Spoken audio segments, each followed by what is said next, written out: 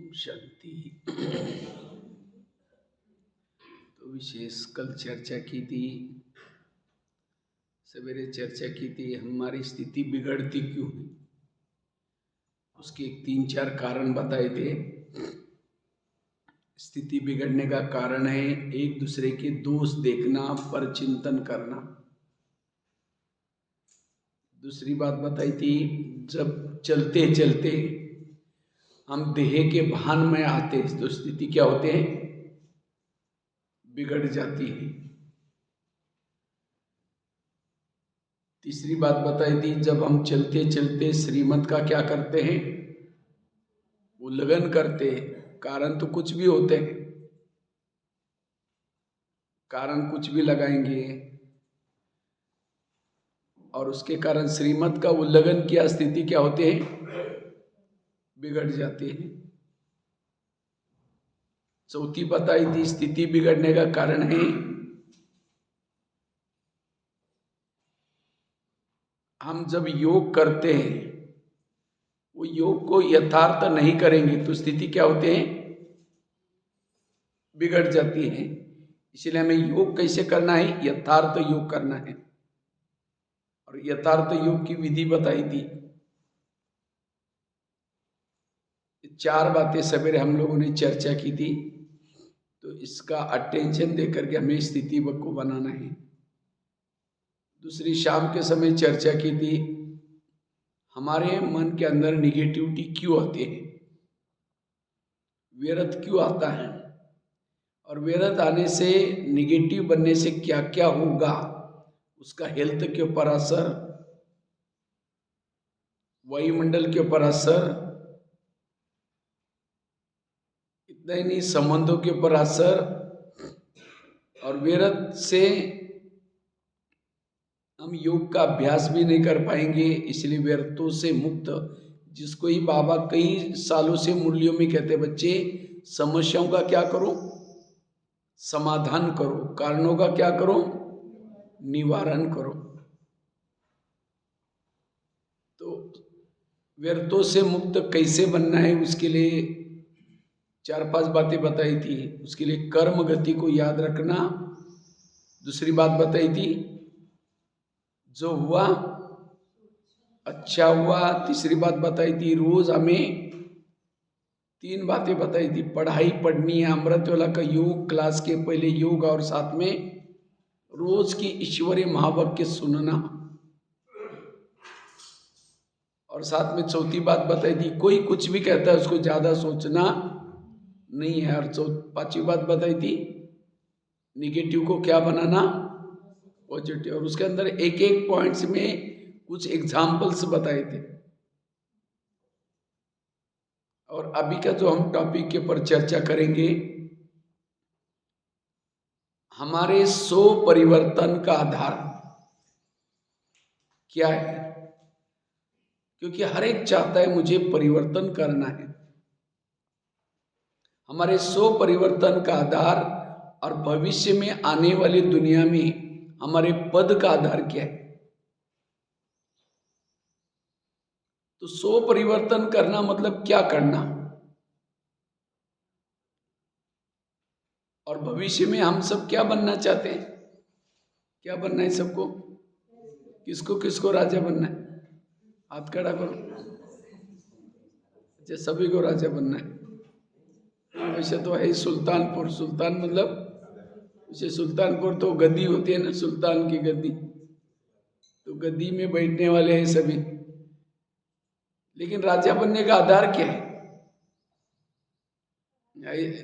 समझो ऐसे नहीं कि यहाँ आ गए, मुरली सुन लिया, योग लगाए तो राजा बनेंगे। राजा बनने का आधार है इंद्रियों पर शासन। क्या सबका अपने अपने इंद्रियों पर शासन है। मन को कहा, ये मन तुम आधा घंटा के लिए परमधाम में जाना, और मन कहीं मार्केट में चला गया, तो राजा कैसे बनेंगे।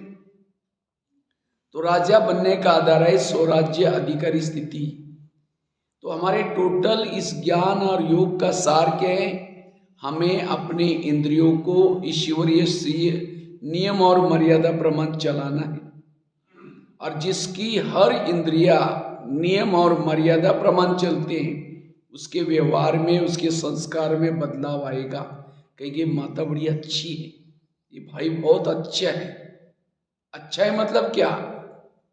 वो देखने में अच्छा नहीं, धन संपत्ति इसलिए अच्छा नहीं। अच्छा उसको कहते हैं जिसका इंद्रियों पर संयम है। भले वो देखने में कैसा भी हो, उसके पास कुछ भी न हो, लेकिन जिसका इंद्रियों पर शासन है वो है अच्छा। 3 प्रकार के तकत है। एक है भ्रुकुटी आसन का तकत, दूसरा है परमात्मा के दिल का तकत, और तीसरा है भविष्य के राजा का तकत। तो अगर भविष्य के राजा के तकत पर बैठना चाहते हो तो संगम युग में क्या क्या करना पड़ेगा? परमात्मा के दिल तख्त पर बैठना पड़ेगा। लेकिन परमात्मा के दिल पर तख्त पर कौन बैठ सकता है? जो भ्रुकुटी आसन पर तख्त पर बैठता है। लेकिन भ्रुकुटी आसन पर तख्त पर कौन बैठ सकता है? जिसका इंद्रियों पर शासन है। जिसका इंद्रिय पर शासन नहीं, चाहते हुए भी भ्रुकुटी आसन पर नहीं बैठ सकता। इसीलिए मेरी कोई भी दूसरी चेयर ले, मेरे को कुछ भी, लेकिन ये चेयर पर बैठो जरूर। आज बाहर की चेयर के पीछे, बाहर की बातों के पीछे भ्रुकुटी आसन पर बैठ ही नहीं पाते हम। और जो भ्रुकुटी आसन पर नहीं बैठता उसको जीवन में सुख शांति नहीं है। नौका पानी के ऊपर से जाएगी, पार कराएगी, नौका के अंदर पानी आएगा, डुबा देगी। जो इंद्रियों को चलाता वो पार हो जाता है, जिसको इंद्रियां चलाते वो डूब जाता है।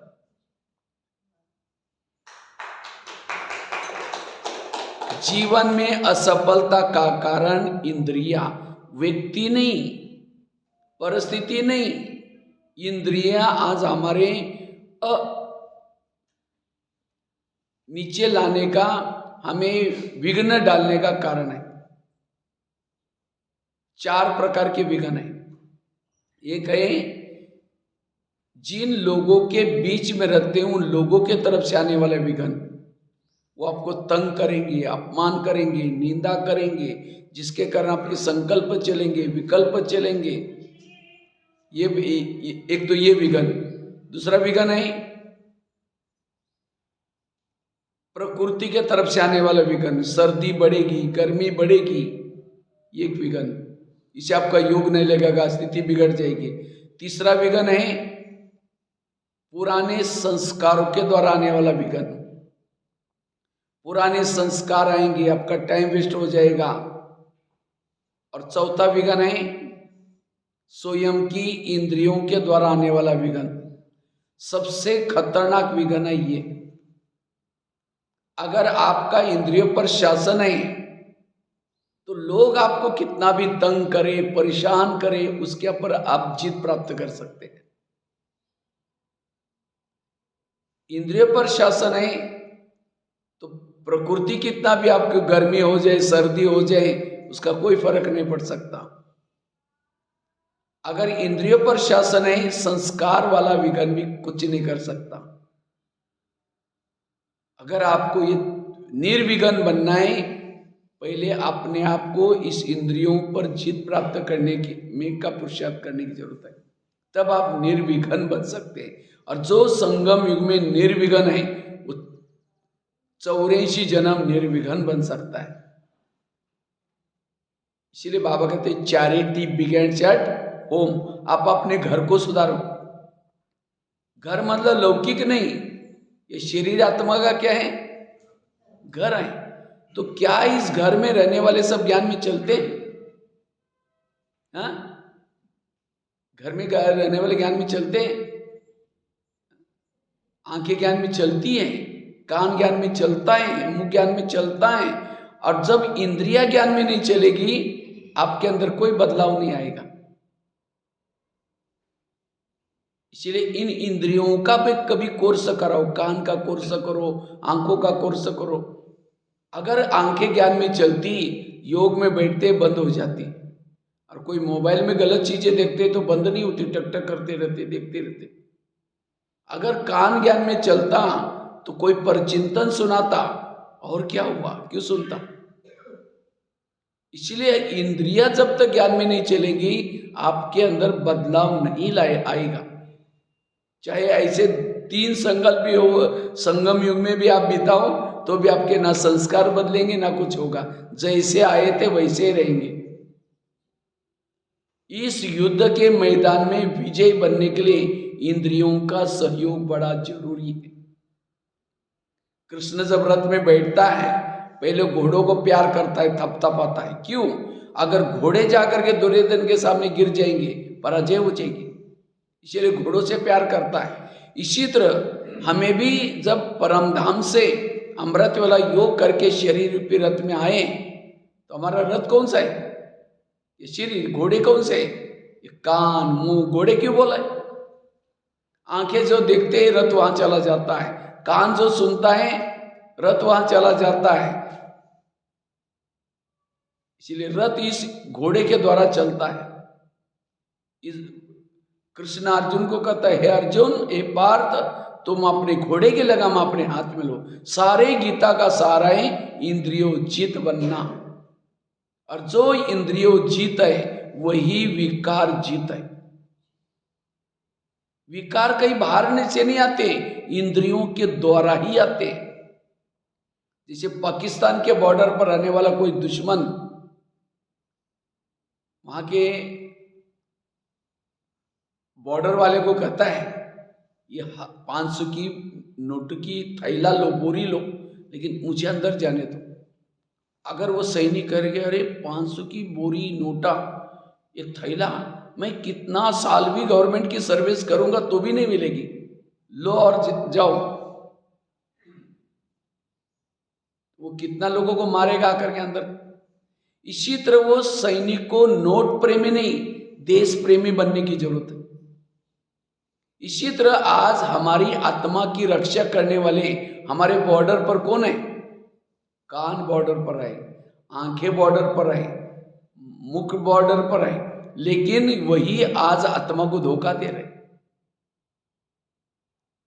इसलिए बाबा कहते हैं इन इंद्रियों से बातें करो। ब्रह्मा बाबा ने अपनी इंद्रियों से बातें की, रोज दरबार लगाया, और उसी इंद्रियोजित से बाबा प्यारे बने सबके। बाबा रोज अपना दरबार लगाते थे, लेकिन आज हमारा ध्यान है इसके तरफ। अंधेरी नगरी, चौपट राजा, टकेचरबाजी, टकेचर काजा। इस नगरी का राजा सोया, उसके अंदर जो चाहे हो रहे, आंखें जो चाहे देख रहे, मुख जो चाहे बोल रहे, और हम दोस्त दूसरे को बनाते, इसके कारण ऐसा हुआ, इसके कारण किसी के नहीं, कारण इसके। इसलिए स्वराज्य अधिकारी बनने की जरूरत है। राजा कौन बनेगा, दासी कौन बनेगा, साहूकार कौन बनेगा, सिस्टम है। कोई ज्ञान में चलता है, धन से सेवा नहीं करता, ज्ञान भी दूसरों को नहीं सुनाता, इंद्रियों के भी अधीन है, वो क्या बनता है? दास दासी। दास दासी वो बनता है जो उदास रहता है। और उदास कौन होता है? जो इंद्रियों के अधीन है, उसके चेहरे में कभी खुशी नहीं होगी।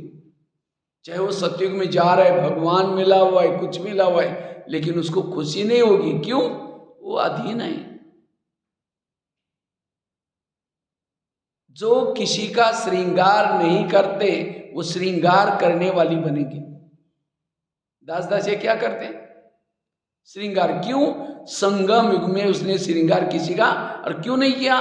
क्योंकि खुद अधीन है, खुद रो रहा है, दूसरे रोने वालों की आंखों का आंसू कैसे पहुंचता है?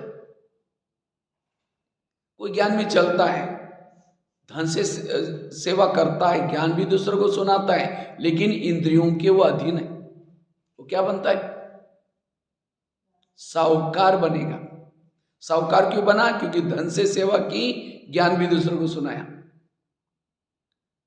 और कोई ज्ञान में चलता है, ना धन से सेवा करता है, ना ज्ञान दूसरों को सुनाता है, लेकिन इतना गुप्त पुरुषार्थ कर रहे हैं, इंद्रियों पर शासन किए, वो क्या बनता है? हाँ, इंद्रियों पर शासन है उसका। राजा तो बनेगा, लेकिन कंगाल राजा बनता है। क्यों कंगाल बना? क्योंकि धन से सेवा उसने नहीं की, ज्ञान भी दूसरों को नहीं सुना है। और कोई ज्ञान में चलता है, धन से सेवा करता है, ज्ञान भी दूसरों को सुनाता है, इंद्रियों पर भी शासन है, वो है संपन्न राजा। तो चेक करो आपकी गाड़ी कौन से ट्रैक पे चल रही। मुझे लगता है 18 जनवरी में एक मुरली चली थी, इसी समय रिवाइज मुरली थी, पहले चली थी, उसको रिवाइज किया था। बाबा ने कहा कि कई बच्चे भविष्य का दर्पण मांगना, भविष्य में क्या बनेंगे बाबा पूछते। तो बाबा कहते हैं मैं तुमको विचित्र दर्पण देता हूं। कौन सा विचित्र दर्पण? ये जो बताए ना बातें, अगर आप धन से सेवा नहीं करते, ज्ञान, इसमें से चेक करो आप क्या बनने वाले हैं। अभी आपका शरीर छूटा और भविष्य, कई कहते हैं बाबा ट्राई कर रहे हैं। अब ट्राई कर रहे, ट्राई करके कब तक हो जाएगा? लास्ट में तो आपको थोड़ा ही समय मिलने वाला है। समझो किसी को 10 साल ज्ञान में चलने का चांस मिला था, तो 10 साल में उसने 5 साल वेस्ट कर दिया, और 5 साल गुप्त पुरुषार्थ करके इंद्रियों जीत बना, धन से सेवा किया, ज्ञान भी दूसरों को सुनाया, तो सतयुग त्रेता का राजा नहीं बनेगा, द्वापर कलयुग का राजा, क्योंकि संगम युग की 5 साल वेस्ट किया था शुरू के। समझो कोई 10 साल में ज्ञान में चला, 5 साल तो गुप्त पुरुषार्थ किया, लेकिन 5 साल के बाद कोई ऐसी माया ही अधीन हो गई, सतयुग त्रेता में राजा, उसके बाद बिल्कुल दास दासी बने। इतना एक एक दिन का वैल्यू है यहाँ। इसलिए चेक करो मैं क्या बनने वाला हूं। अभी मेरा शरीर छूटे, मैं क्या बन सकता हूं। इसलिए पहले अपने आप को सुधारना। आज कई माता कहते मेरे बच्चे मानते ही नहीं, मेरा पति मानता ही नहीं है, कई कहते मुझे रिगार्ड कोई देता ही नहीं। जिसकी इंद्रिया नहीं मानती उसका कहना कोई नहीं मानेगा, सिंपल सी बात है। इसलिए अपने एक एक इंद्रियों के अंदर आपके प्रति रिगार्ड चाहिए, रिस्पेक्ट चाहिए। जैसे प्रधानमंत्री दिल्ली में शांति में कब बैठेंगे? जब उसके पार्टी के सारे लोग अपनी अपनी ड्यूटी एक्यूरेट ईमानदारी से करेंगे, तो उतना प्रधानमंत्री को क्या मिलेगी? शांति मिलेगी। अगर एक भी गलत काम करता है उनकी नींद फिट जाएगी। इसी तरह आत्मा शांति में बुरकुटी में तब बैठती जब हर इंद्रिय अपनी ड्यूटी एक्यूरेट करती। कान ने गलत सुन लिया, आत्मा की नींद फिट गई। मुख ने गलत बोल दिया, आत्मा की नींद फिट गई। इसलिए अपने इंद्रियों पर शासन करना।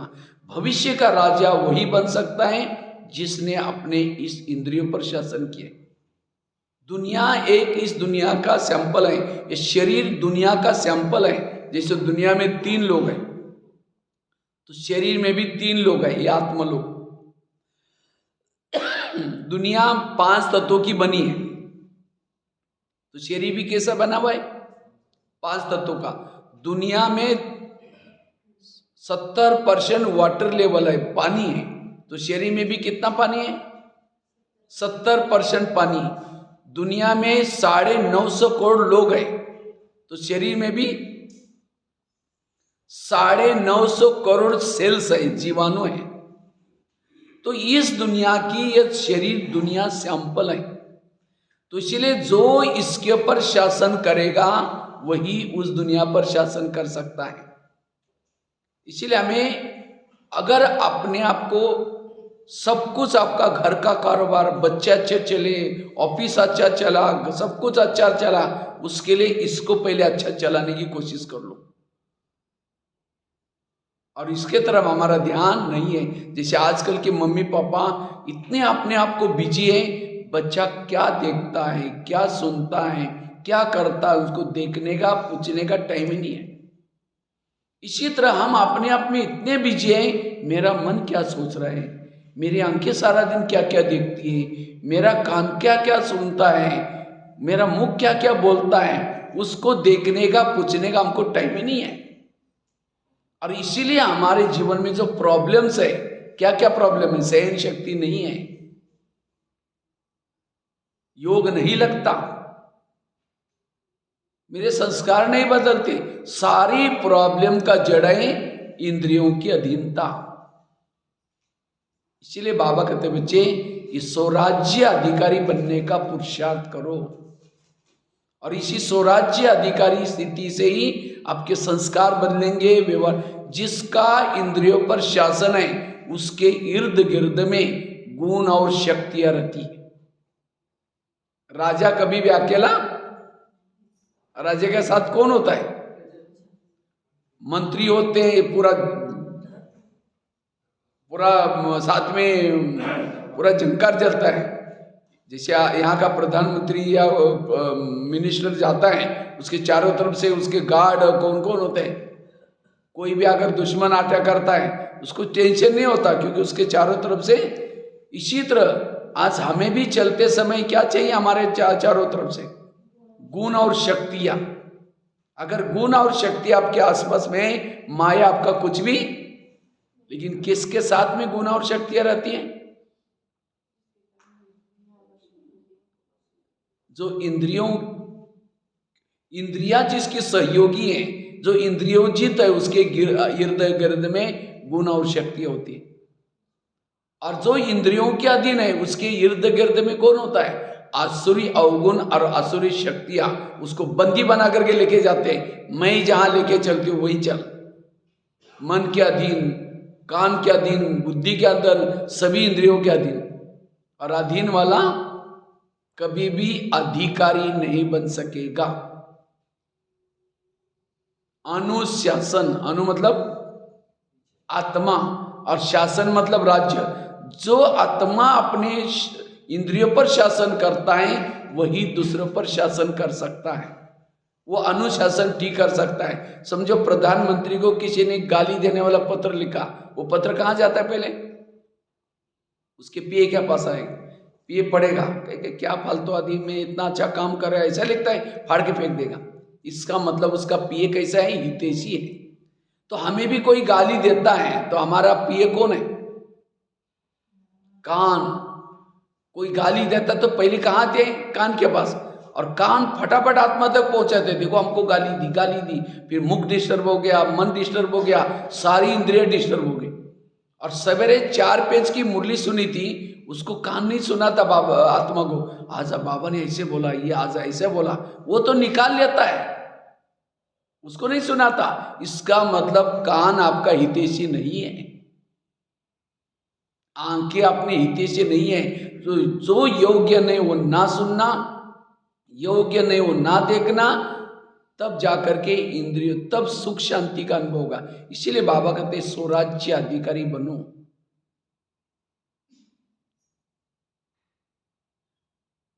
और जितना इसके ऊपर, जैसे भारत में अंग्रेज घुसे थे, क्यों घुसे थे? कहानी पता है ना, क्यों घुसे भारत में अंग्रेज? भारत में नवाबों का शासन था।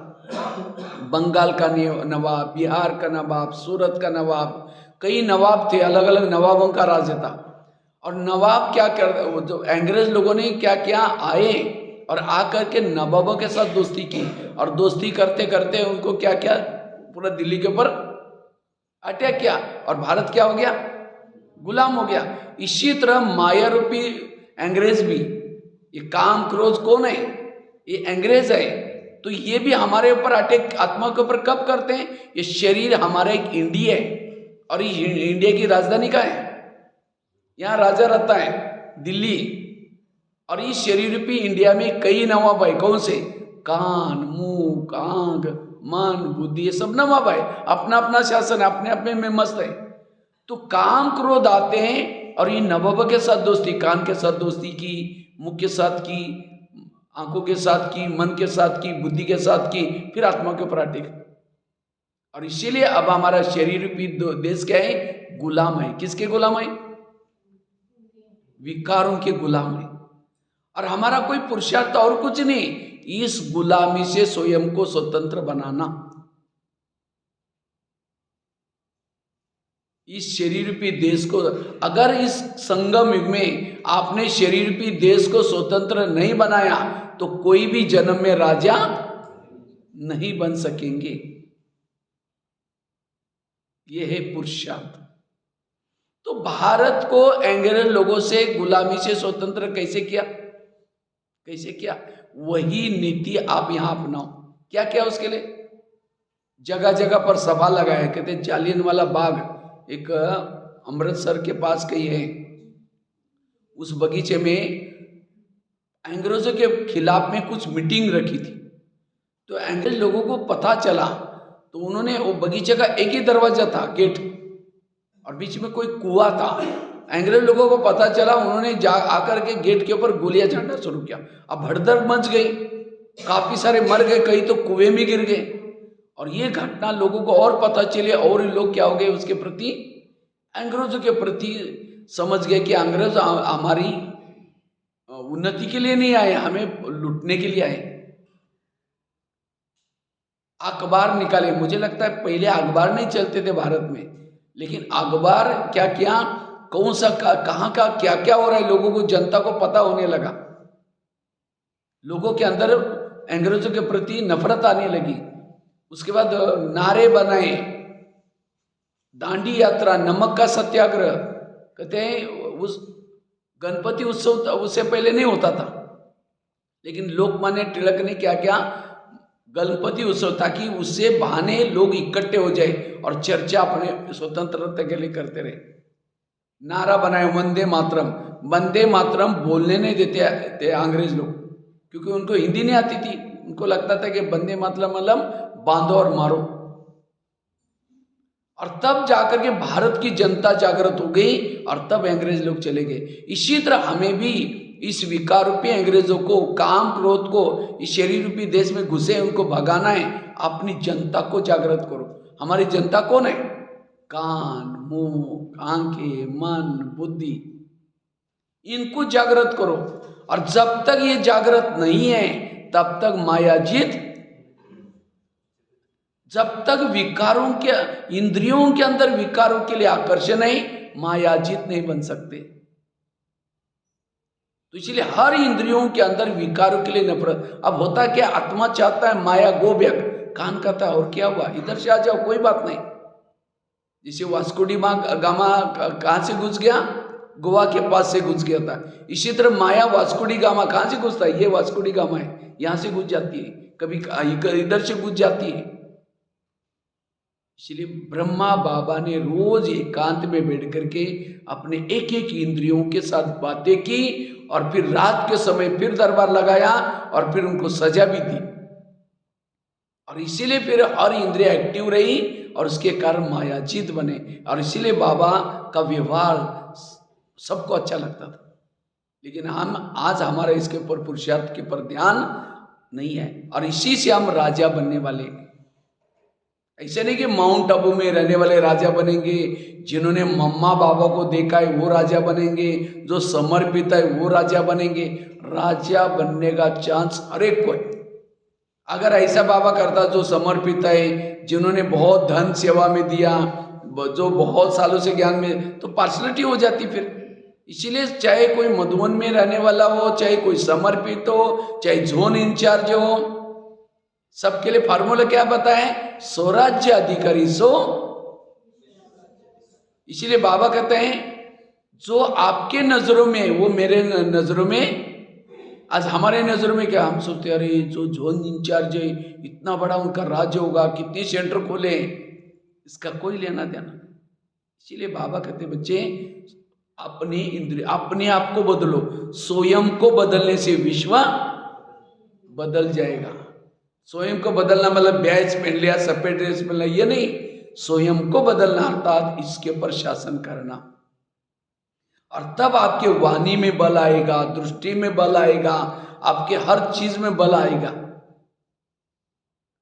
तो रोज हम अपना दरबार लगाए कैसे, कैसे दरबार लगाए। जैसे करण बहुत होशियार था, लेकिन करण ने क्या किया, करण असफल क्यों बना, क्योंकि करण ने उसके रथ ने उसको धोखा दिया। तो ज्ञान योग में बड़े होशियार हैं, लेकिन अगर इंद्रियों के अधीन है तो आपकी असफलता हो जाएगी, आप जीवन में असफल बन जाएंगे। इसलिए हमें स्वराज्य अधिकारी बनने का पुरुषार्थ। तो हम रोज अपना दरबार कैसे लगाएं, रोज अमृत वेला करने के बाद जब अमृत वेला करते हैं, अमृत वेला के बाद नीचे आओ। ये शरीर आपका एक देश है, शरीर आपका एक ऑफिस है। इस ऑफिस में आते ही सबसे गुड मॉर्निंग बोलो सभी इंद्रियों से, और 5 मिनट के लिए इंद्रियों से बातें करो। सबसे पहले बात करो कान से। हे मेरे कान, तुम मेरे इस राज्य की शान हो। अगर तुम ना होते मैं ईश्वरीय महावाक्य कैसे सुनता। इसीलिए हे कान, तुम्हारा बहुत बहुत धन्यवाद, और मेरा तुम्हारे पर विश्वास है, और इसीलिए इसी विश्वास के साथ मैंने तुमको बॉर्डर पर रखा है। कान कहाँ है? बॉर्डर पर। लेकिन मेरा तो तुम्हारे पर विश्वास है, मैंने तुमको बॉर्डर पर रखा है, लेकिन आजकल तुम मुझे धोखा देते हो। मुझे तो पता नहीं था। आज मैं अपने दोस्त के पास, मेरा दोस्त शिव बाबा, वो मेरे को दोस्त के रूप में मिला है और कहता है मैं तुम्हारी राजधानी राज्य वापिस देता हूं। क्योंकि बाबा को रहम आ रहा है कि मेरा दोस्त इतना अच्छा था, राज्य करता था, लेकिन इसको क्या हो गया। इसीलिए दोस्त के रूप में बुलाए और कहता मैं तुमको ताकत देता हूँ, ट्रेनिंग देता हूँ, बल देता हूँ, तुम अमृत वाला मेरे पास आओ। तो बाबा के पास अमृत वाला जाकर के ट्रेनिंग लेकर के, ताकत लेकर के, फिर शरीर पे देश में प्रवेश करो और बातें करो कान से। हे कान, मेरा दोस्त तो मेरे लिए कुछ गलत नहीं बोलेगा, तो इसीलिए हे कान, तुम मेरे राज्य में रहते हो, मेरा खाते हो। क्योंकि खाता किसका? कान। खून कहां से सप्लाई हो रहा है? आत्मा ने कमाया हुआ खून सप्लाई हो रहा है। अगर कान यहां होता थोड़ा डिस्टेंस में, कान के सेल्स जिंदे रहते। खाता है आत्मा का और धोखा दे रहे। कोई घर का ही भेदी बना, घर की क्या हालत हो सकती है। इसीलिए हे कान, आज तक जो हुआ कोई बात नहीं, लेकिन आज से तुम्हें कोई भी प्रकार की गलत बातें नहीं सुननी। अगर सुनेगा मैं तुमको सजा दूंगा। और ये भी नहीं समझना मुझे कुछ पता ही नहीं चलता, क्योंकि शरीर पे देश, शरीर पे किला। शरीर हमारा क्या है? एक किला है। जैसे राजा ही पहले किले में रहते थे और किले के कई दरवाजे रहते थे। कोई भी अंदर आता उसकी पूछताछ होती थी, कहाँ जा रहे, क्यों जा रहे। तो इस शरीर पे किले के चारों तरफ से मैंने सीसी कैमरे का प्रबंध किया है। आजकल ऑफिस में कई हर जगह पर क्या होता है, सीसी कैमरे लगाते हैं। तो इसीलिए हे कान, मैंने चारों तरफ से सीसी कैमरे का प्रबंध किया है। अगर तुमने सारा दिन कुछ गलत सुना, मैं रात को सोने के पहले फिर दरबार लगाने वाला हूं। ये कब बोल रहे? सवेरे अमृत वेले के बाद, रात को सोने से पहले मैं चेक करूंगा। अगर तुमने सारा दिन कुछ गलत सुना है, मैं तुमको सजा दूंगा। और ये भी नहीं समझना मुझे कुछ पता ही नहीं चलता। आगे चलो मुख के पास। हे मुख, तुम ही मेरे इस राज्य के शान हो। अगर तुम ना होते मैं ईश्वरीय महावाक्य दूसरों को कैसे सुनाता। तुम्हारे कारण मुझे बहुत दुआएं मिल रहे, लेकिन कभी कभी तुम किसी का अपमान भी करते हो, किसी का इंसल्ट भी करते हो। क्या इसीलिए मैंने तुमको रखा है? अगर तुम किसी का अपमान करोगे मैं तुमको सजा दूंगा। आगे चलो आंखों के पास। ये आंखें, मुझे 84 जन्म में बहुत सारे आंखें मिली, लेकिन तुम्हारे जैसे भाग्यशाली आंखें कोई नहीं मिली, क्योंकि तुम्हारे द्वारा मैंने सत्यम शिवम सुंदरम को देखा है। देखा है ना माउंट आबू में बाबा को, जिसको देखने के लिए दुनिया की आंखें तरस रहे, दर्शन करने के लिए तरस रहे, सेकंड के लिए, साक्षात्कार के लिए तरस रहे। लेकिन तुमने उस प्रभु को साक्षात देखा। साक्षात देखना और साक्षात्कार फर्क है। साक्षात्कार झूठा भी हो सकता है, लेकिन साक्षात झूठा नहीं हो सकता। तो ये आंखें, तुमने साक्षात उस प्रभु को खाते हुए देखा है, चलते हुए देखा है, मुस्कुराते हुए देखा है, बोलते हुए भी देखा है। देखा है ना बाबा को। तो क्या उस प्रभु को देखने के बाद तुम्हारा पेट नहीं भरा? तुम इस संसार की व्यर्थ बातें क्यों देखते हो? अगर देखेगा मैं तुमको सजा दूंगा। आगे चलो पांव के पास। हे मेरे पांव, तुम भी मेरे इस राज्य के शान हो। अगर तुम ना होते मैं सेवा करने के लिए कैसे जाता। सेवा की मुख ने आधी दुआएं तुमको मिल गई, सेवा की हाथ ने आधी दुआ किसको मिली? पांव को मिली। क्यों? पांव घुटने के ऊपर पूरा शरीर को उठाकर लेके चलता है। इसीलिए कोई भी व्यक्ति जब घर में आता है उसके चरण छूते, चरण में आत्मा नहीं है। क्यों छुआ? क्योंकि ये चरण तुम्हारा धन्यवाद इस व्यक्ति को हमारे घर में लाया। लेकिन कभी कभी चरण फिल्म देखने के लिए भी लेके जाता है। फिल्म देखी, आंखों ने आधा पाप किसके ऊपर चढ़ा? पांव के ऊपर। पर चिंतन किया मुख ने, आधा पाप किसके ऊपर चढ़ा? पांव के ऊपर। पर चिंतन सुना कान ने, आधा पाप किसके ऊपर चढ़ा? अगर पांव कहता नहीं मैं राजा का खाता हूं, राजा के इसमें रहता हूं, मुझे राजा को धोखा नहीं देना है, हे मुख तुमको अगर जाना है पर चिंतन करने के लिए तुम जाओ, मैं नहीं जाऊंगा, मैं नहीं शामिल नहीं होगा, मैं ईमानदारी का काम करने वाला हूं। तो मुख कहेगा ठीक है तुम नहीं आएगा, मैं जा रहा हूं। अब पांव नहीं जाएगा, मुख जाएगा। माना पांव भी मिला हुआ है, मुख भी मिला हुआ है, सभी इंद्रिया आत्मा के अगेंस्ट चल रहे। जब इंद्रिया अगेंस्ट चल रहे, आप खुद ये करके कैसे राजा बन सकते? इसीलिए बाबा कहते हैं बच्चे इनसे बातें करो। और ये इंद्रिया आपके अगेंस्ट क्यों है? कारण आप कभी प्यार करते ही नहीं, आप कभी पुचकाराते नहीं, उसको पूछते ही नहीं। इसलिए मुझे याद है हम जब मधुबन में रहते थे, मधुबन में रहते हैं तो जैसे प्रकाशमणि दादी को जब भी कहीं जाना होता था सभी निवासियों को इकट्ठा करती थी। देखो मैं जा रही हूँ बाहर, आप लोग इस घर के मालिक हो, आप जिम्मेवार हो, हर एक को अपने अपनी ड्यूटी अच्छी करनी है। बहुत दादी समझा करके सबको टोली खिला करके प्यार करके जाती थी। और जब जाती थी तो हर एक भाई बहने अपने दिल से काम करते थे। क्यों? दादी ने हमको जिम्मेवार देखे गए, प्यार करती थी। अगर दादी कभी पूछते ही नहीं तो लगेगा अरे हम तो इतना काम करते हैं, ये लोग बड़े पूछते ही नहीं, तो काम करेंगे कोई अच्छा? इसी तरह आज हमारी इंद्रिया 24 घंटा आज आत्मा के लिए कितनी हेल्प कर रहे हैं, कितनी मदद कर रहे हैं, लेकिन कभी 5 मिनट बैठ करके कभी प्यार किया है इन लोगों से? कभी प्यार किया है? लंदन फोन कर रहे हैं, मुंबई फोन कर रहे हैं, लेकिन अपने घर वालों से कभी भी। और इसीलिए आपसे विपरीत जा रही है। कहते हम इतना काम करते हैं लेकिन ये राजा ने कभी हमारे से प्यार कभी किया ही नहीं। इसीलिए कभी कभी इन इंद्रियों से प्यार करो, उसको कान से प्यार करो। जैसे लॉकडाउन में क्या बोला था, घर में रहो, परिवार के साथ रहो तो सेफ रहेंगे। इसीलिए ये संगम भी एक लॉकडाउन है, इसके अंदर घर में रह करके अपनी इंद्रियों से बातें करो। और ये है देवता बनने का लेसन। इसके बिना देवता कोई नहीं बन सकता। ये कोई भक्ति वाला नहीं, मुरली सुन ली, योग लगा दिया, सेवा की, चल पड़े।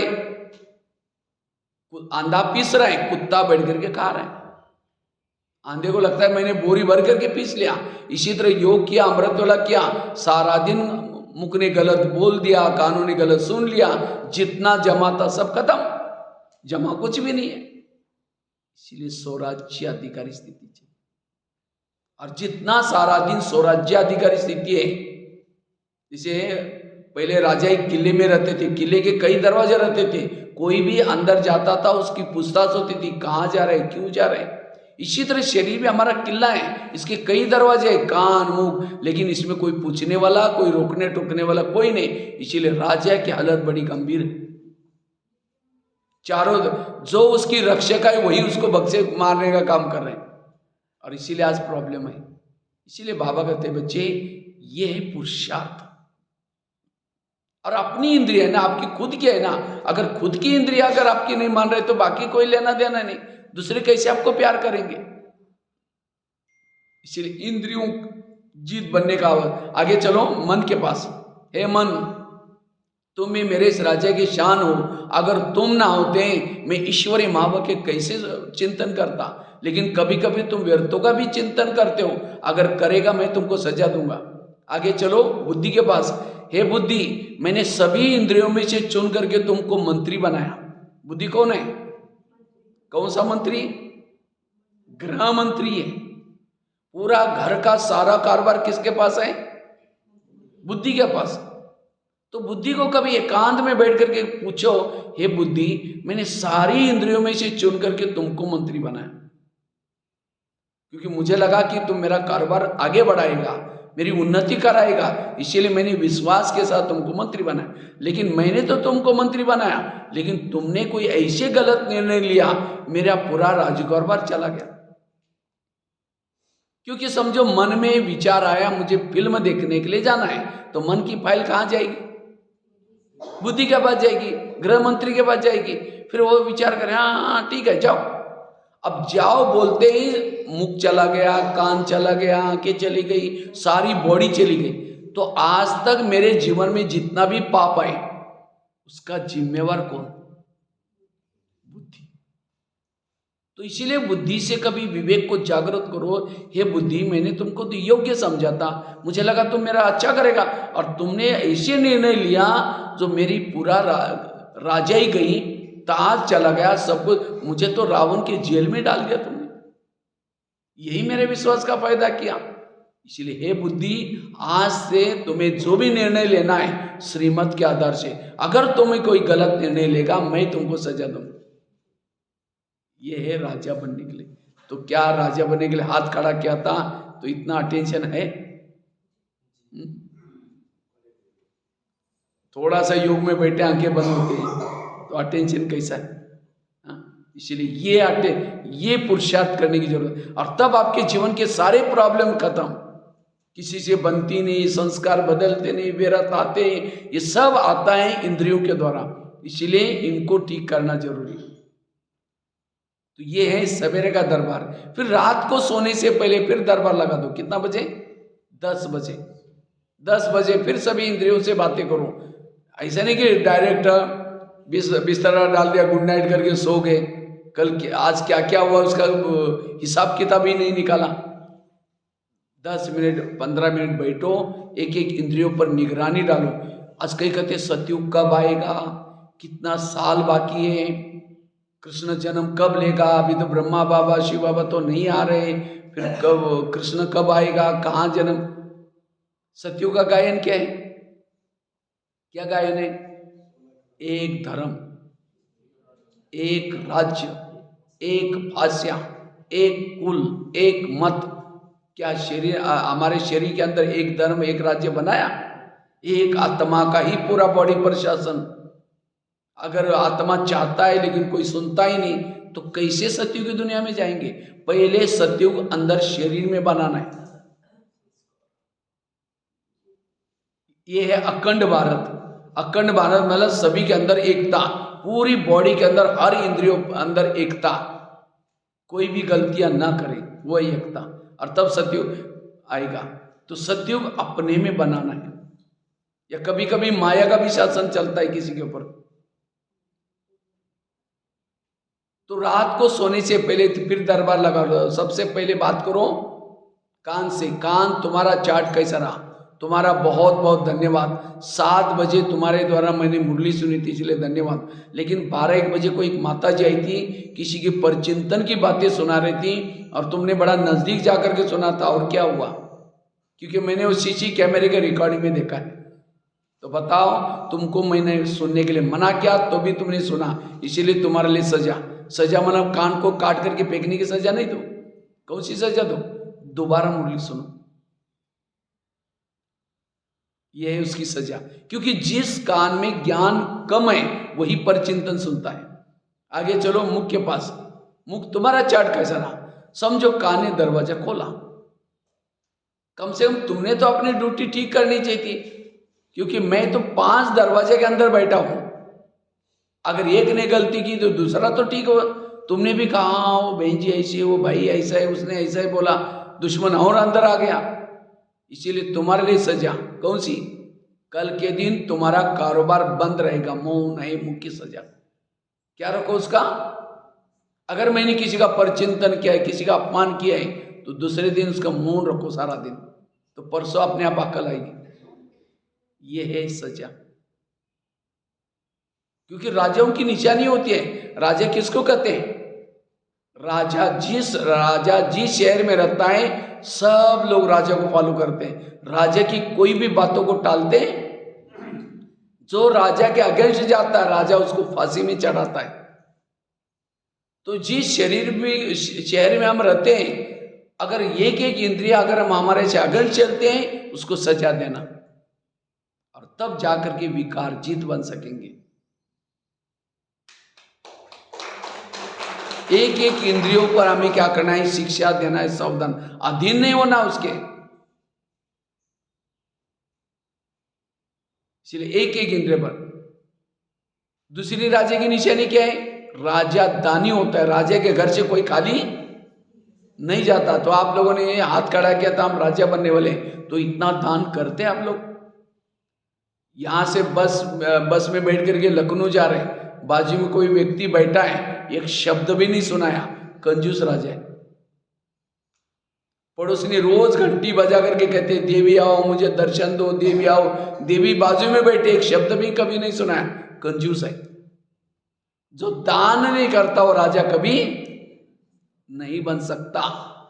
इसीलिए मन से दान दो, मन से भी कहो, चलो सुन नहीं सकती वो, आपकी बातों को नहीं मानती, तो इतना कहो कि बाबा ये आत्मा बड़ी आपको पुकार रहे, इसका भी आप बाबा उद्धार जरूर करना, ये शब्द डाल दो, बस ये शब्द भी काम करेगा। मनसा से दो, वाचा से दो, जो देता है उसको कहेंगे राजा, जो देता नहीं उसको राजा। बाबा कितना मुरलियों में रोज कहता है बच्चे मंदिर में जाओ, ये जाओ, क्योंकि राजा बनने के बाबा की मुरली राजाओं के लिए, दास दासियों के लिए नहीं। ये जो नहीं करते वो अपने आप दास दासी, अपने आप ये बन जाते हैं। इसलिए देने का संस्कार, हम भविष्य में क्या बनेंगे। एक बहू थी, शादी से पहले बहुत दान पुण्य करती, लेकिन जब उसकी शादी होती है, शादी एक सेठ जी के घर में हुई। वो थे सेठ जी लेकिन थे कंजूस, कभी भी दान पुण्य नहीं करते। तो एक दिन एक सन्यासी आया, कहते मुझे भिक्षा चाहिए। तो बहू कहते मैं बासी खाती और भूखी सोचते, तुमको कहां से दो। सास को तो बड़ा गुस्सा है, ये क्या बोल रहे। दोबारा कहा कि मुझे थोड़ी भिक्षा चाहिए। कहते सुना नहीं तुमने, मैं खुद बासी खाती और भूखी सोचती, तुमको कहां से दो। सन्यासी चला गया, सास उठी, उसको 2 थप्पड़ लगा दिया बहू को। कहते तुमने मेरा नाम बदनाम किया, कब तुमको बासी खिलाया, कब भूखा सुलाया। कहते मैं रोज बासी खाती हूँ, आज मेरी शादी सेठ जी के घर में हुई है, ये तो मेरे पिछले पुण्य कर्मों का फल है, इसीलिए मैंने कहा मैं बासी खाती हूँ। और भूखी कैसे सोती, कहते अगले जन्म के लिए आप मुझे कुछ करने नहीं दे रहे, इसीलिए मैंने कहा अगले जन्म के लिए मैं भूखी सो रहे। तब उसको लगा कि हाँ बात तो सही है। कहता ठीक है, जो घोड़े के लिए चने पीसा उसको दिया करो। उसको लगा अक्ल तो आ गई, तो रोज चने देती। एक दिन बहू को लगता है अगर मैं चने का दान को दूंगी तो मुझे अगले जन्म के लिए बोरी के बोरी चने मिलेंगे, हमें चने दान के। तब उसकी सास कहते जो चाहिए दे दो। इसी तरह कहीं हम बासी खा करके भूखा तो नहीं सो रहे। आज इतना तरावटी माल मिल रहा है हमको, इतनी बाबा की महावाक्य मिल रहे, बाबा की डायरेक्ट पानी, एक बूंद के लिए प्यासे थे, लेकिन यहाँ तो सागर मिला हुआ है। ये कौन से जन्मों का फल है। 63 जन्मों में व्रत किया था, उपवास किया था, भक्ति की थी, उसका फल ये मिल रहा है। तो कौन सा खा रहे हैं, बासी खा रहे, पिछले जन्मों का खा रहे। लेकिन आज बीके बनने के बाद मैंने कुछ किया ही नहीं, तन से सेवा नहीं की, धन से सेवा नहीं की, ज्ञान दूसरों को नहीं सुनाया, तो भविष्य के लिए कैसे सो रहे, भूखा सो रहे। इसलिए बासी खा करके भूखा नहीं सोना है। जो धन से सेवा करता है वो धन से भरपूर होता है, और कितना दिया वो मत होगा नहीं। दादी प्रकाश में नहीं कहती थी अपने धन के 4 हिस्से करो, 4 हिस्से। ऐसे नहीं कि नशे में आकर के सारा यहीं लेके जाओ, लोभ में आकर के अपना बैंक में डालो, बैलेंस में रहो। बैलेंस में रहने वाला कभी भी धोखा नहीं खाता। एक हिस्सा अपने खर्चे के लिए यूज करो, एक हिस्सा यहां दो, एक हिस्सा बैंक में भी रखो, बैलेंस में चलना। और तब जाकर के, ये तो कईयों को क्या होता है सारा जमा करके रखेंगे या सारा फिर यूज करेंगे। इसलिए हमें सेवा जरूर करनी है। अगर आप धन से सेवा करते धन मिलेगा। अगर शरीर को जितना आप यहाँ कभी आकर के झाड़ू पोछा करेंगे, कोई मधुबन में जाकर के कभी सेवा करेंगे, जितना तन सेवा में लगाएंगे आपका तन सदा तंदुरुस्त रहेगा। 63 जन्मों के 84 जन्म आपका तन अच्छा मिलेगा। अगर आपके पास कोई गाड़ी है, व्हीकल है, सेवा में यूज करते हैं, आपको कोई भी जन्मों में व्हीकल से कमी नहीं पड़ेगी। आपका बहुत बड़ा घर है, आसपास में बाबा का संदेश नहीं है, तो वहाँ कोने में कभी गीता पाठशाला खोलो या कभी बाबा का संदेश दे दो, तब भी आपको घर से कोई भी कमी, जो चीज यहां लगाएंगे वही चीज आपको मिलेगी, जो नहीं लगाएंगे वो नहीं मिलेगी। इसलिए हमें सेवा करनी, और ये तो अभी चांस है, आगे चल करके धीरे धीरे बाबा की प्रत्यक्षता होती जा रही।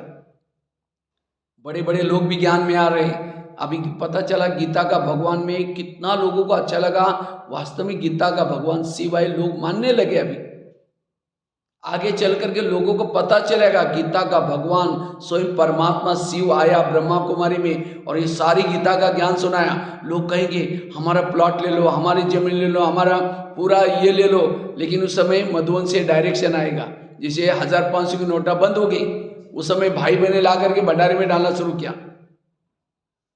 ले सकते थे 2 महीना की ये दिया था, 2-3 महीना बैंक को चेंज करके दूसरा भी ले सकते थे, लेकिन मधुबन से डायरेक्शन क्या आया, कोई भी पुरानी 1000 और 500 की नोटा भंडारे में ना डाले।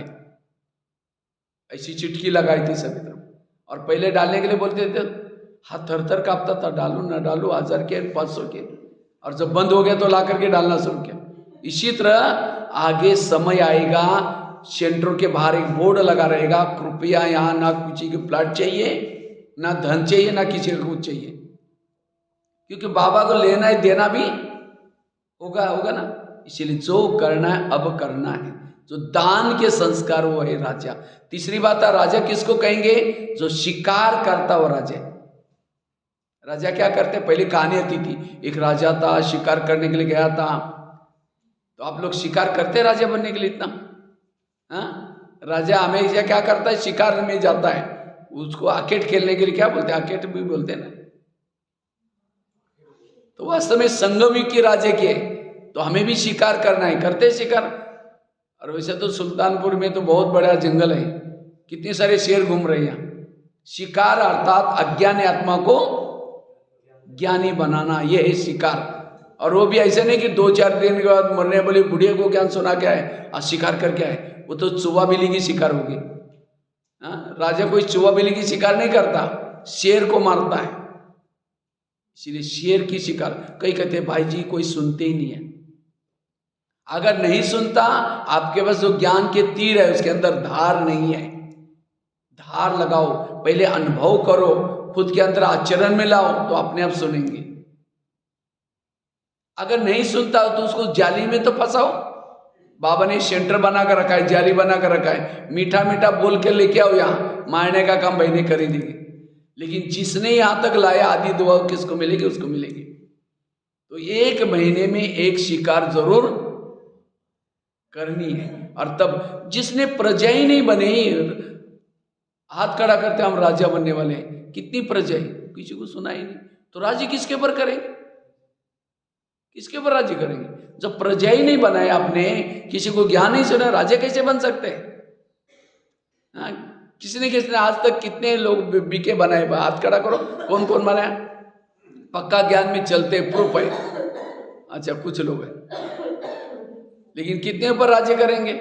2 पर राज्य कर, जितने लोग बनाए उसके ऊपर राज्य कैसे कर सकेंगे? इसलिए प्रजा ढेर चाहिए। मनसा से सेवा करो, वाचा से करो।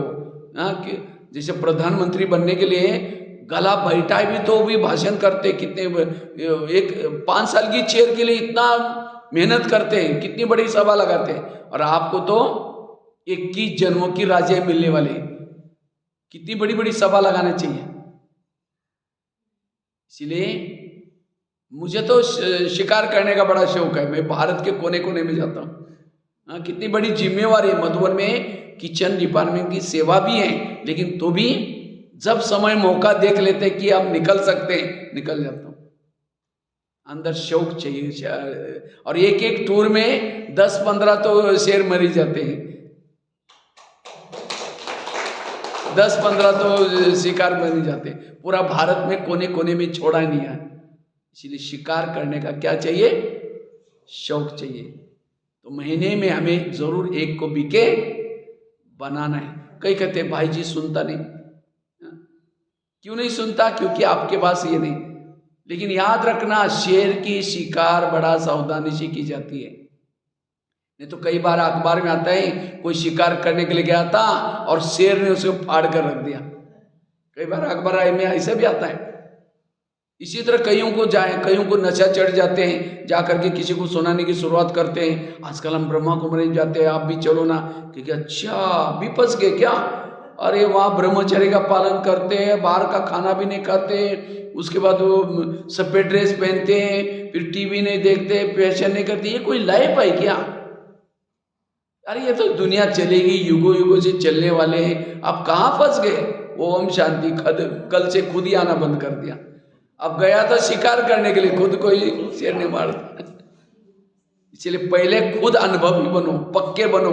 अगर कोई नहीं सुनता, जैसे शिकार करने के लिए हथियार लेके जाते हैं ना, तलवार भाला क्या क्या लेके जाते हैं, इसी तरह आपको भी क्या करना है? शिकार करने के लिए हथियार लेके जाना है। ड्रामा की ढाल, ज्ञान की तलवार, पवित्रता का कवच। अगर कोई नहीं सुनता तो ड्रामा को सामने लगा करके ढाल कर, ये मेरे कुल का नहीं करके अपने आप को बचाव करके वापस भाग के आ जाओ यार। इसलिए शिकार करने का शौक चाहिए। और चौथी राजा की निशानी क्या होते हैं? फलों का राजा किसको बोलते हैं? आम को। क्यों आम को क्यों बोलते हैं? मीठा तो उससे भी ज्यादा, चीकू ज्यादा मीठा होता है। हाँ, क्योंकि आम के साथ सबका प्यार होता है। वैसे तो फलों का राजा नारियल को बोलना चाहिए, क्योंकि भगवान को प्रसन्न करना है तो किसको तोड़ते हैं? नारियल को। अगर उद्घाटन करना है तो किसको तोड़ते हैं? लेकिन नारियल राजा नहीं बना। राजा कौन बना? आम। क्यों? आम सबका प्यारा है, सब प्यार करते हैं आम के साथ। जब आम का सीजन आता है, मुंह में लेके चूसते रहेंगे, डालते रहेंगे, निकालते रहेंगे, ये प्यार करें उसे। अब सूखा नारियल लेकर चूसो, 32 दांत है वो भी टूटेगा, मिलेगा कुछ भी नहीं। इसी तरह आपको अगर राजा बनना है, सबके प्यारे बनना पड़ेगा। अगर सामने से आप आ रहे हैं, आपको देख करके कोई रास्ता काटता है, देखना पसंद नहीं करता, आप राजा नहीं बन सकते। और क्यों देखना पसंद नहीं करते? क्योंकि आपका इंद्रिय पर शासन, उसको कुछ ना कुछ बात ऐसी लग जाती है आपकी, कुछ ना कुछ बोल दे, इसीलिए आपको पसंद नहीं करते। इसीलिए राजा बनने के लिए प्यारे बनो। और फलों का राजा आम को क्यों बोला? क्योंकि आम ऊपर से नरम होता है और अंदर से उसकी गुठली सख्त होती है। और राजा नारियल कैसा होता है? ऊपर से सख्त है और अंदर से नरम है। इसी तरह ऊपर से मैं जैसा कहता है ऐसा करो, ये करो, वो करो, दूसरों को ऑर्डर करेंगे और खुद कुछ नहीं करेंगे, वो राजा नहीं बन सकते। इसलिए राजा बनने के लिए आम बनो, नारियल मत बनो। नारियल जो रियल है उसको तोड़ो, छोड़ो। इसलिए हमें क्या करना है? आम बनना है, नारियल मत बनना। दूसरों को कहेंगे अमृत वाला उठो, ये करो, वो करो, खुद ने पंडित नहीं बनो, आचार्य बनो। आचार्य बनो, पंडित नहीं बनना है। पंडितों की कोई कमी नहीं है। इसलिए अगर राजा बनना है तो हमें आचार्य। ब्रह्मा बाबा पहले करते थे, बाद में कहते थे। पहली कथनी बाद में, पहली करनी बाद में कथनी। और फलों का राजा आम को क्यों बोला? कोई अगर थक जाता है, परेशान हो जाता है धूप में, कहाँ के सोता है रेस्ट करने के लिए? आम के नीचे आकर सो जाता है, उसकी सारी थकान मिट जाते हैं, फ्रेश होकर के उठता है। अगर कोई गलती से नारियल के नीचे जाकर सोएगा तो छाया तो छोड़ो, नारियल टूट करके सिर भी तोड़ देगा, छाया भी नहीं मिलेगी। इसी तरह अगर दुनिया की कोई समस्या से, प्रॉब्लम से आपके संपर्क में कोई आता है और यहाँ की कोई उल्टी सुल्टी बात सुनाई, अरे यहाँ भी तो ऐसे है, कौन ज्ञान में चलता है, ऐसे लोग है, वो यहाँ की उल्टी सुल्टी बात सुनाई, वो आया था शांति के लिए और ही दिमाग खराब करके गया, आया था सुख के लिए और ही परेशान होके गया, वो कभी राजा नहीं बन सकता। राजा बनने के लिए दूसरे का दुख हरो। वो रोते हुए आया था, खुश होके गया, परेशान होके आया था, अच्छा होके गया, वो है राजा। तो राजा बनने के लिए छाया दो, सबको सुख दो। और फलों का राजा आम को क्यों बोला?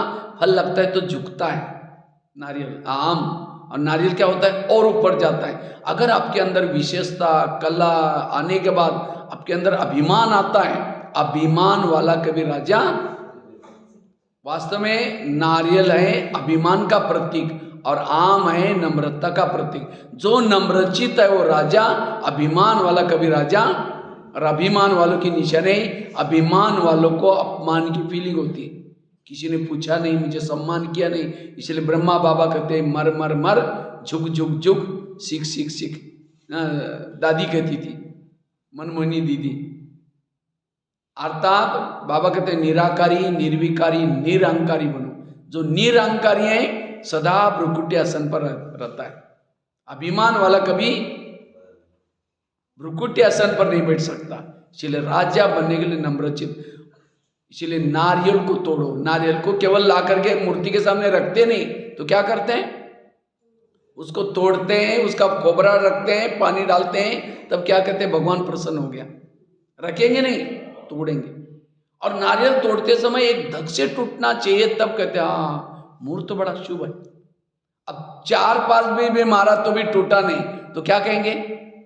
ये मूर्त ठीक नहीं। इसी तरह ज्ञान योग में करते समय आपका परिवर्तन जल्दी हो नहीं रहा है, तो आपका पद ऊंचा नहीं होगा। इसलिए नारियल को हमने क्या किया है? केवल शिव बाबा के पास आकर के बैठे हैं, नारियल टूटा नहीं। वास्तव में नारियल, ये फल आत्मा का प्रतीक है। नारियल का कलर कैसा होता है? लगभग केसरी होता है। आत्मा का कलर कैसा है? केसरी कलर है। आत्मा को 3 शक्ति आत्मा की, मन, बुद्धि और संस्कार। इसीलिए नारियल में भी 3 होल होते हैं, 3 होल होते हैं। और नारियल के ऊपर कवच होता है। नारियल भी कोई साधारण चीज नहीं। नारियल के अंदर जो पानी होता है, कई दवाओं की, कई बीमारियों की दवाई है। कोरोना काल में नारियल 500, 300, 250 रुपए में हो गया था, क्योंकि बहुत सारे पेशेंट नारियल मिलते ही नहीं थे। क्योंकि नारियल के अंदर जो खोबरा है और जो पानी है बड़ा अमृत तुल्य है। इसी तरह आत्मा के अंदर शांत स्वरूप, आनंद स्वरूप, शक्ति स्वरूप, अंदर गुण बहुत है, लेकिन ऊपर विकारों का कवच लगा हुआ है, काम क्रोध का कवच लगा हुआ है। इसीलिए आत्मा के अंदर की ओरिजिनल संस्कार को बाहर निकालो, किसे? ज्ञान और योग की छन रतुड़ी से। और जब ओरिजिनल संस्कार बाहर मिले आए, तब बाबा प्रसन्न होगा। इसीलिए भक्तों ने क्या किया? वो नारियल को लेके तोड़ करके सामने रखा। वास्तव में कौन सा नारियल तोड़ना है? आत्मा का नारियल तोड़ना है। अर्थात अपने ओरिजिनल संस्कारों को बाहर निकालना है। और जितना जल्दी ज्ञान में आते ही ओरिजिनल संस्कार बाहर निकले, पद उसका ऊंचा है। जितना लंबा समय तक आपके संस्कार बदले नहीं, तो आपका पद भी ज्यादा ऊंचा नहीं होगा। इसीलिए इस 2023 में अपना नारियल को क्या करो? तोड़ो। जो भी यहाँ संगम युग में जो चीजें, उन सब भक्ति में मार्ग में रीति बन गए, रिवाज बन गए, सब कुछ बन गए। जैसे सप्ताह के दिन कितने होते? 7। पहला दिन कौन सा है? सोमवार। किसका वार है ये? शिव जी का वार है। कहते शिव जी ने सबको सोमरस पिलाया। कौन सा सोमरस? हम कौन है, कहां से आए, कहां जाना है, ये 7 दिन के ज्ञान को क्या कहते हैं? सोमरस कहते हैं। सोमरस पीने के लिए देवता भी तरसते थे। और जो सोमरस एक बार पीता है वो क्या बन जाता है? अमर बन जाता है। अर्थात 7 दिन का ज्ञान सुनने वाला अमर बन जाता है। ये है सोमरस। और जो ये सोमरस पिएगा उसका प्रभु से मंगल मिलन होगा। इसीलिए सोमवार के बाद दूसरा दिन कौन सा आया? अर्थात 7 दिन का कोर्स जब तक नहीं करेंगे प्रभु मिलन असंभव है। जब मंगल मिलन हो गया, सोमरस पिया, सबकी बुद्धि विशाल होगी। पहली बुद्धि क्या थी? मेरे बच्चे, मेरा परिवार, मेरी जाति, मेरा। लेकिन ज्ञान मिला नहीं, हम आत्मा है, सारे संसार का हर व्यक्ति अपना भाई है। बुद्धि क्या होगी? विशाल। इसीलिए तीसरा दिन कौन सा आया? बुधवार। जब बुद्धि विशाल होगी, मंगल मिलन मनाया, सोमरस पिया, तो सबको सदगुरु प्रसन्न हो गया। और सदगुरु प्रसन्न हो गया, असंभव बातें क्या हो गई? संभव। इसीलिए चौथा दिन कौन सा आया? सद्गुरुवार। जब सद्गुरुवार आया, बुद्धि विशाल होगी, मंगल मिलन मनाया, सोमरस पिया, तो आत्माओं को परमात्मा से मंगल मिलन से सच्चा सुख मिलने लगा। और जब सुख मिलता है तो आत्मा परमात्मा को कहते हैं शुक्रिया, धन्यवाद। इसीलिए 5वां दिन शुक्रवार। जब शुक्रिया निकला, मंगल मिलन हो गया, सोमरस पिया, बुद्धि विशाल हो गई, तो आत्माओं के अंदर जो विकारों की शनि थी, सबसे खतरनाक शनि है विकारों की शनि। और जब एक बार विकारों की शनि किसको लग गई, वो कहीं का भी नहीं रहता। लेकिन जैसे कोई जिलेबी खाता है, उसको मुरमुरा क्या होता है, फीका लगता है। इसी तरह प्रभु का मंगल मिलन करना शुरू किया तो विकारोपी शनि फीके लगने लगी, विकारों से आत्माएं मुक्त होने लगी। इसलिए छठा दिन कौन सा आया, शनिवार। जब शनि से मुक्त हो गए, शुक्रिया निकला, सदगुरु प्रसन्न हो गया, बुद्धि विशाल हो गई, मंगल मिलन मनाया, सोमरस पिया, तो आत्मा इस धरती पर आकर जो जन्म मरण के चक्कर में फंसी थी, जन्म मरण से छुट्टी होगी। इसलिए संडे का दिन, छुट्टी का दिन, सब बच्चे अपने मम्मी पापा के साथ करते हैं, हमारी भी छुट्टी, हम भी परम धामी हैं। देखो एक एक कैसा बना हुआ है। पहले सोमरस पिया, ऐसे नहीं सोमवार के बाद गुरुवार आ गया, सोमवार के बाद शनिवार, सोमवार के बाद मंगल मिलन हो गया, मंगल मिलन के बाद बुद्धि विशाल हो गई, फिर सदगुरु प्रसन्न हो गया, फिर शुक्रिया निकला, फिर शनि खत्म हो गई, फिर छुट्टी हो गई। उसको ही हॉलीडे भी कहते हैं। हॉलीडे पवित्र वो दिन है जिस दिन आत्मा और परमात्मा परम धाम में रहेंगे, वो है हॉलीडे, पवित्र दिन। तो जो जो कुछ किया सब के क्या बन जाते हैं। अब एक तरफ कृष्ण को भगवान मानते हैं और कहते थे जो गोपिका नहाने के लिए जाती थी वस्त्र चुराता था। अब सोचने की बात आए, अगर वो ऐसा काम करेगा तो आज के बच्चे क्या करते हैं। कृष्ण ने भी लड़कियों को छोड़ा, हम भी चढ़ रहे, उसे क्या लेंगे। वास्तव में परमात्मा शिव ज्ञान की मुरली बजाते हैं। मुरली किसे बने, ये कागज किसे बनता है, बांस से, बांस से कागज बनता है ना। जब ये ज्ञान की मुरली जब बाबा बजाता है तो हम, ये सेंटर क्या है, एक तालाब है, ज्ञान स्नान करने का तालाब है। जब हम यह ज्ञान स्नान करते हैं, मुरली सुनते हैं, उस समय देह का वस्त्र भूल जाता है और आत्मिक स्वरूप में टिकते हैं। ये लोग भक्तों ने क्या किया, वो कृष्ण वो बांस की मुरली बजाता था और उनकी वस्त्र चुराता था। इसीलिए कृष्ण को किसी ने लिखा है, हे कृष्ण तुमने कहा था धर्म ग्लानि के समय में आऊंगा, लेकिन आना नहीं, क्योंकि आजकल सभी गोपिकों के पास मोबाइल फोन है। अगर किसी को वस्त्र चोरी करेगा तो फोन करके पुलिस स्टेशन बता देंगे। और आजकल तो गोपिका तो नहाने के लिए कोई तालाब में थोड़ी जाते हैं, आजकल सबके घरों में बाथरूम हो गए, और आजकल तो मटकी में वो कोई ये भी। तो वास्तव में संगम युग का ये सारे जो जो कुछ शास्त्रों में ये सब बातें यादगार बन जाते हैं। इसलिए बाबा कहते हैं ऐसा विचार सागर मंथन करो, तब बाबा के ज्ञान के प्रति यहाँ का रामायण बन जाता है, महाभारत भी बन जाता है। सारे शास्त्रों में जैसे धृतराष्ट्र कैसा दिखाया है, अंधा दिखाते। अंधा मतलब कोई ज्ञान में चलता है, योग का अभ्यास नहीं है, लेकिन ज्ञान है, समझ है, लेकिन तो भी गलत काम करता, वो कौन बन गया, अंधा। जब कहते हैं वो क्यों बना था अंधा, क्योंकि उसकी माता ने जब ऋषि दृष्टि दे रहा था उस समय क्या किया, आंखें बंद कर दी, और इसलिए क्या बना। फिर कहा कि और एक चांस दो, फिर दूसरा चांस दिया, उसकी दूसरी माता को कहा तुम आंखें घबराना नहीं, आंखें बंद नहीं करना, लेकिन वो घबरा के आंखें बंद नहीं किया, पांडु पैदा हुआ। फिर तीसरा चांस दिया, वो दोनों भी घबरा गए, नहीं हम नहीं ले सकते वो दृष्टि, वो नहीं, तो दासी पुत्र के भेजा, उसको बताया कि तुम घबराना ही नहीं, ये भी नहीं करना। उसने दृष्टि तो ली, लेकिन कहा कि बच्चा तो पैदा हुआ, लेकिन दासी पुत्र। सारे संगम युग की यादगार है।